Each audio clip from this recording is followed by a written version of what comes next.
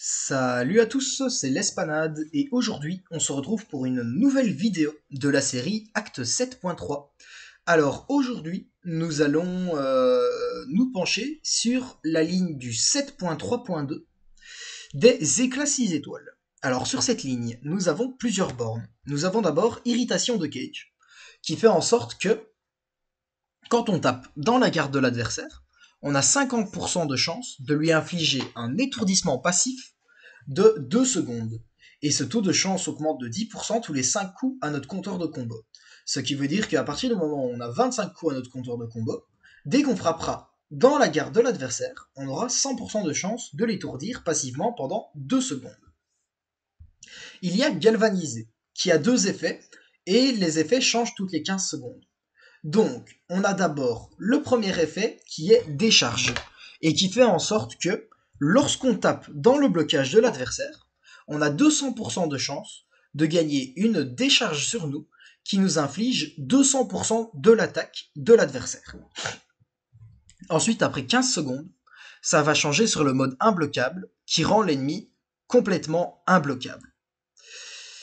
On a une autre borne, vulnérabilité étourdissement, qui fait en sorte que pendant que le défenseur est étourdi, l'attaquant gagnera une furie de 200%. Ce qui veut dire que quand on frappera l'adversaire étourdi, on frappera 3 fois plus fort. Il y a joie malsaine qui fait en sorte que chaque fois que l'attaquant souffre d'un debuff, le défenseur va gagner une furie de 240% d'attaque. Et comme dernière borne, il y aura Agile qui fait en sorte que chaque fois qu'on étourdit le défenseur, cela réduira la durée des étourdissements suivants de 20%. Alors je reviens rapidement sur les bornes. Agile ne fonctionne pas sur les étourdissements passifs, donc dans tous les cas les étourdissements qu'on infligera dans la garde de l'adversaire dureront 2 secondes, et pour joie malsaine, il faut faire très attention à cette borne, car elle s'activera si on prend une décharge sur nous. Et lorsqu'on aura une décharge sur nous, il faudra faire très attention à ne pas se prendre de spé ou de coups en garde, car ceci risque de faire très très mal, étant donné que l'adversaire tapera avec une furie de 240% sur lui. Alors voilà, là on va se lancer sur la ligne. Alors j'ai fait plusieurs tests sur la ligne et je peux vous confirmer que les meilleurs champions pour cette ligne sont tout simplement des champions virtuoses. Alors le gameplay va être assez simple. Nous, ce qu'on va vouloir faire, c'est taper dans la garde de l'adversaire pour l'étourdir passivement et puis lui mettre un combo qui lui fera très mal car on gagnera une furie de 200%. Alors, petit tips, les pre-fights d'Odin peuvent être utiles. Comme vous voyez, je viens d'en activer une. Alors, cette pre-fight nous donne l'immunité à décharge. Donc, cela peut être intéressant de mettre une pre-fight d'Odin sur votre meilleur virtuose, car celui-ci pourra taper en garde même quand l'adversaire aura sa phase décharge. Car, je le rappelle, si on tape en garde pendant la phase décharge de l'adversaire, on va se prendre une décharge sur nous qui fait plutôt mal. Alors voilà, là, Redul, je n'ai pas nécessairement optimisé mon gameplay. Donc là, par exemple, j'aurais pu le taper en garde, je l'ai joué assez basiquement, et vous remarquerez que même avec un gameplay classique, le combat se termine plutôt rapidement. Alors sinon, en termes d'attaquant virtuose, je n'ai pas nécessairement de conseils précis à vous donner. Je pense que à peu près n'importe quel attaquant virtuose peut s'en sortir sur cette ligne, et que c'est surtout votre gameplay qu'il faut adapter.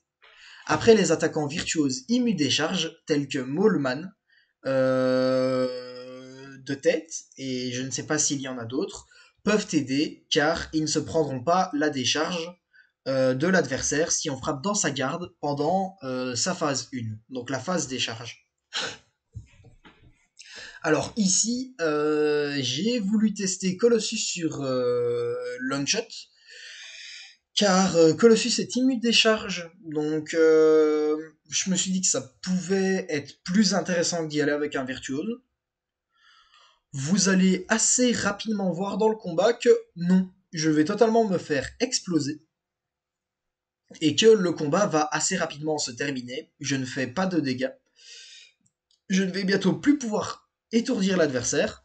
Et en plus, étant donné que je ne maîtrise pas la dex de son SP1, enfin, non, je la maîtrise, mais j'ai fait ça hier soir et j'étais plutôt fatigué hier soir, donc j'avais tendance à très mal jouer. Eh ben, il va très très vite me tuer et je ne lui aurais vraiment pas fait de dégâts. Alors voilà, on continue. On voit clairement que je ne joue vraiment pas très très bien avec Colossus. Alors voilà, là je continue un peu le combat désespérément. Je vais très clairement bientôt l'abandonner parce que ça ne mène à rien, je ne lui fais pas de dégâts. Donc très honnêtement, voilà, comme je vous ai dit, prenez tout simplement des virtuoses sur cette ligne, c'est l'option la plus intéressante. Les autres champions ne font pas nécessairement beaucoup de dégâts, vous ne pourrez pas étourdir. Ce qui est pratique, c'est qu'ici, par exemple, avec un virtuose, quand je le tapais dans la garde, ben, au lieu qu'il ne se passe rien, bah, si j'avais un virtuose, l'ennemi se serait fait étourdir, et en plus, je l'aurais tapé 200% plus fort pendant la durée de l'étourdissement. Donc voilà, c'est tout simplement une ligne virtuose. Je ne vais pas tarder à abandonner le combat, car Colossus n'est clairement pas une bonne option pour celui-ci. Et je vais m'y relancer avec Nick Fury. Donc voilà, le combat se lance avec Nick Fury. Désolé si ma voix est un peu bouchée, mais c'est parce que j'ai un rhume. Donc j'essaye de mettre pause dans mes enregistrements pour me moucher, pour pas me moucher pendant qu'on enregistre. Mais bon, c'est c'est un peu compliqué de faire du commentaire dans cet état, mais j'essaye car j'ai vraiment envie de vous sortir un épisode tous les jours à 19h. Donc voilà, là, petit combat contre Longshot. Étant donné que je ne suis pas immu incinération, il vaut mieux lui faire jouer 16 P1. Donc voilà, SP1 est lancé, sinon son SP2 peut vite me faire mal. Alors voilà, là on arrive dans le gameplay, donc l'ennemi se met en garde, je tape dans sa garde et je l'étourdis passivement, vous aurez pu voir que je lui ai vraiment fait très très mal. Là je décide d'aller sur la fin du gameplay. Ah non, je ne décide pas, étonnant que je n'ai pas lancé de SP1, mais voilà, le gameplay est terminé. Alors, ce que je vous invite à faire, c'est à regarder quand je me prends des dégâts, des décharges sur Nick Fury, combien ces décharges me feront de dégâts. Comme je vous ai dit, la Prefire de Dun peut aider dans ce combat, car de base, dans son kit, il est noté que ça rend l'ennemi immu des charges, mais ça ressemble plus à 90% de résistance aux décharges. Donc on voit ici que les décharges ne mettent vraiment pas beaucoup de dégâts, donc elles m'en mettent 95 par tick, ce qui n'est vraiment pas grand chose. Et qui me permet de taper dans le blocage de l'adversaire lorsqu'il est dans la phase décharge. Alors là, on continue, petit gameplay basique sur Luke Cage, donc c'est le gameplay de la ligne. Il faut essayer de frapper l'ennemi dans son blocage pour l'étourdir passivement et lui faire beaucoup plus de dégâts. Alors quand même faire un peu attention à Joe Fixit. Bon, j'allais vous dire de faire attention lorsqu'il est dans sa phase imbloquable, car son SP1 sera imbloquable et vous devrez vous le prendre hors garde. Vous aurez pu remarquer que je suis tellement fort que j'ai décidé de me prendre l'SP1 de Joe Fixit, même quand ils ne sont pas imbloquables. Évidemment, c'est une erreur, je vous déconseille de le faire, j'ai juste raté quelques interceptions. Donc là, on va continuer tranquillement. Donc comme je vous ai dit, rappelez-vous, les dégâts des décharges sur Nick Fury, il me faisait que des petits tics tout mignons de 96 de dégâts. Désormais, je vais rentrer dans la quête avec Furtif, car n'ayant pas super bien joué avec Nick Fury, il est en deuxième vie, et j'aimerais bien garder cette deuxième vie pour le boss. Donc là, voilà, on arrive avec Furtif dans le combat. Ce qui est pratique avec Heimdall, c'est que avec son blocage parfait, il va s'étourdir passivement tout seul, comme un grand garçon, ce qui permet d'accélérer le combat. À part ça, comme d'habitude, Heimdall, on veut lui faire jouer que des SP1, parce que son SP2 est imbloquable, et la deuxième partie ne peut pas se dext, donc ça peut très très vite faire mal. Alors voilà, là je me prends une décharge sur Furtif, et combien de dégâts elle me fait? Elle me fait 445 dégâts par coup. alors que Nick Fury, ce n'était que 96. Et là, c'est le moment où on voit que la Pre-Fight d'Odin m'a quand même beaucoup aidé avec Nick Fury, et vous remarquerez que avec Furtif, je ne prendrai pas de coups hors garde, je vais jouer mes combats assez, assez bien, mais que malgré ça, rien que la décharge à elle toute seule va me tuer. Alors voilà, là on est sur le petit fight furtif, vous voyez que furtif est aussi une très bonne option pour la ligne. Très honnêtement, tous les virtuoses passeront bien sur cette ligne. Il faut juste adapter votre gameplay comme je vous l'ai dit. Et il faut vraiment penser à la décharge si vous ne voulez pas mourir. Alors il y a trois options pour éviter cette décharge. La première option est assez évidente, c'est d'avoir un virtuose immu décharge, tel que Hometop. Deuxième option, celle que j'ai utilisée sur Nick Fury, placer la pré-fight d'Odin qui diminue les dégâts de décharge de 80%. Sur un virtuose, et celui-ci vous pourrez prendre des décharges qui ne vous feront pas trop mal. Une troisième option, désolé mais là je suis vraiment enrhumé, c'est pas vraiment très agréable de commenter une vidéo comme ça, mais comme je vous ai dit, j'ai vraiment envie de vous sortir cette vidéo ce soir à 19h, donc je vous la commente maintenant. Il y avait du bruit. Ah, oh, je me suis raté sur le début là. Je disais, j'ai mis une petite pause car il y avait du bruit dans mon couloir, donc je reprends comme je disais. Donc la troisième option sera que il ne faut pas oublier que la décharge, il ne peut vous la mettre que la moitié du combat. Donc, comme vous voyez ici, sous sa barre, il y a un truc qui tourne bleu. Celui-là, c'est celui de décharge, et celui-là, c'est celui qui le rend complètement imbloquable. Donc, si vous voulez éviter la décharge et que vous n'avez ni Hometop ni Odin, à ce moment-là, il ne faut surtout ne pas taper en garde l'adversaire lorsqu'il est dans sa phase décharge, sinon il vous mettra des décharges plutôt énervées sur votre personnage, ce que vous préférez éviter.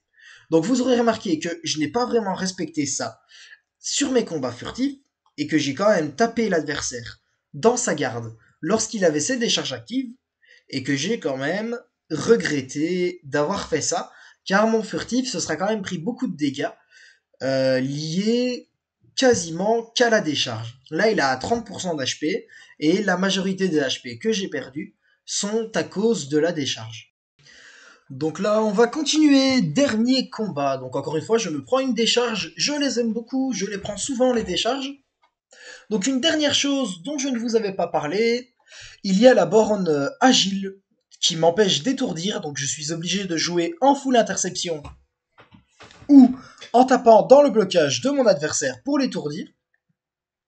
Alors, on peut également prendre Magnéto Blanc qui peut aider. Donc Magnéto Blanc, qu'est-ce qu'il fait? Il va transformer les étourdissements sur vos parades en étourdissements passifs et augmenter la durée de ceux-ci de 0,5 secondes 3 fois dans une quête car vous aurez 3 pré-fights. Et ça peut être utile sur les combats un peu plus compliqués de pouvoir parade l'adversaire. Donc là voilà, on est en train de terminer tranquillement le combat de Scarlet Witch. On peut remarquer que cette ligne n'aura pas nécessairement été très compliquée. Il faut juste bien capter ce qu'il faut faire, histoire de pouvoir bien jouer. Et une fois les bornes bien comprises, la ligne n'est honnêtement pas très dure. Alors vous aurez pu voir, j'ai raté la dex du SP2 de Scarlet Witch avec mon furtif. Je suis mort, pas de soucis. Je rentre avec Nick Fury dans le fight, 3 coups. Et c'est terminé. Alors là, on va partir sur le boss. J'ai eu des problèmes de Wi-Fi, donc du coup, ah ouais, j'ai eu des gros problèmes. Ah ouais, quand même. Excusez-moi, l'enregistrement a un peu bugué, donc ce que j'ai fait, je suis allé sur Ilk Immortel pour des raisons assez évidentes. Je dois constituer une team full virtuose pour ma ligne. Ultime Mortal se fait défoncer par les virtuoses, voilà. J'ai fait un petit changement de personnage, j'ai pris mon petit Nick Fury 5 étoiles pour le Ultime Mortal étant donné que mon furtif et mon Nick Fury n'avaient plus beaucoup d'HP. Donc le combat est assez long mais n'est pas très compliqué. Alors là, je suis en train de me connecter à mon jeu pour vous lire les bornes de Hulk Immortel. Je ne vous les lirai pas en hors combat car le combat est assez long. Donc, je risque de tomber à court de commentaires car je vais beaucoup refaire les mêmes actions avec Nick Fury. C'est juste un combat long mais pas très compliqué. La première borne, c'est l'heure de la sieste. C'est la même borne que dans le 6.2.5. Donc qu'est-ce qu'elle fait? Tous les 5 coups qu'on met à l'adversaire, on gagne une charge rose sur nous. Chaque fois qu'on l'intercepte, on en perd 2. Chaque fois qu'on en fait une attaque puissante, on en perd une. Et quand l'ennemi meurt, bah si on a déjà une charge rose, l'ennemi meurt pas et on se prend des gros dégâts à la place. Ça peut vite faire très très mal. Deuxième chose, les hauts et les bas, attaque puissante. Donc tout simplement, quand on met une attaque puissante sur l'adversaire, donc là c'est la version cruauté, ça, ça désactive la borne pendant X secondes. Donc elle fait quoi la borne? Elle fait en sorte que l'adversaire prend 60% de dégâts de moins, comme on voit le petit truc rose juste à côté de lui. Et quand je vais mettre une attaque puissante, ah bah je n'en ai pas mis, attendez. Là on est dans le gameplay, donc j'en profite. Alors c'est pendant combien de temps là l'attaque puissante? Ah j'ai mis du temps à la mettre. Ah, voilà. Donc, et quand je mets une attaque puissante, ça désactive sa protection, et vous verrez sur ma barre que j'ai un buff de cruauté avec une durée limitée, et une fois que ce buff de cruauté partira, bah, l'ennemi récupérera une protection. Il y a régime énergétique élevé qui fait en sorte que le défenseur gagne 99% de résistance énergétique. Donc, il vaut mieux éviter d'aller sur ce combat avec des dégâts d'énergie, style incinération, vague de froid ou décharge. Et la dernière borne, qui est une borne qui se met parfaitement bien avec c'est l'heure de la sieste, c'est la borne agressivité. Donc l'ennemi sera beaucoup plus agressif. Alors, il faut faire attention à plusieurs choses dans ce combat. La première chose, c'est l'heure de la sieste. Le problème, c'est que dans la quête du 6.2.5, ce qu'on pouvait faire, c'était tout simplement ne pas faire attention à la borne, et quand on tuait l'adversaire, on mourait, on prenait un perso, il lui restait 1% d'HP, on lui mettait une auto-attaque, et il mourait. Malheureusement, nous sommes contre un ultime mortel. Donc, quand il va mourir, il va revivre. Ce qui n'est pas nécessairement à notre avantage, donc on va devoir désactiver la borne, c'est l'heure de la sieste. Alors là par contre nous avons un gros avantage avec cette borne, c'est qu'il y a agressivité. Alors qu'est-ce que ça fait agressivité? Bah, ça fait que le défenseur joue agressif. Et ce qui est pratique avec ça, c'est que comme on peut le voir ici, je peux reculer, mettre une rapide, reculer, mettre une rapide et cycler ça. Comme je disais, je peux reculer, mettre une rapide, comme on a vu à la fin du combat, ce qui enlèvera les charges de Hulk. Alors, on aura pu remarquer que j'ai tué Hulk.